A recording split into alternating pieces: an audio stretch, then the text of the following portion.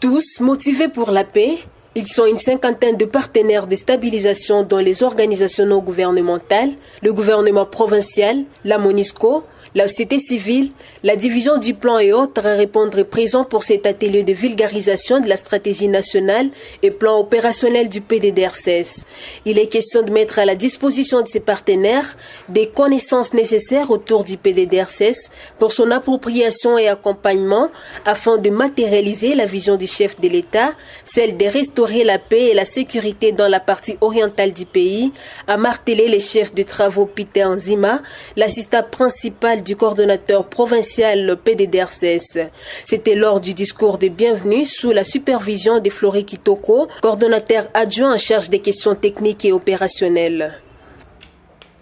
Mais alors, nous profitons également de cette tribune pour rendre nos hommages les plus déférents au chef de l'État, son Excellence Félix Antoine Tshisekedi, pour son engagement à restaurer la paix et la stabilité à l'est de la République démocratique du Congo, particulièrement en ces moments où le pays fait face à une agression étrangère articulée par le Rwanda à travers l'action armée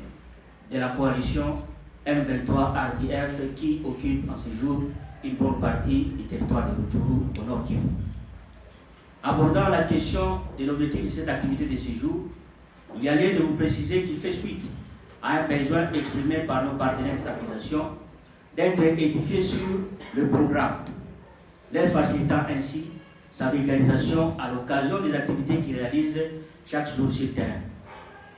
Maître Unega, directeur du cabinet représentant le gouverneur de province, a invité tous les partenaires à s'articuler autour du programme DDRCS qui constitue la colonne vertébrale de la stabilisation.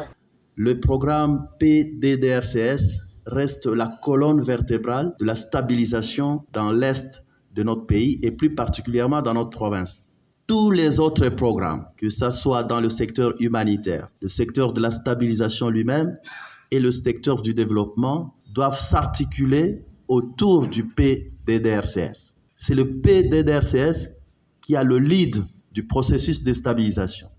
Après les différents exposés des techniciens sur la présentation complète du programme, c'est par une série de questions et réponses que s'est clôturé le premier jour de cet atelier de 2 jours.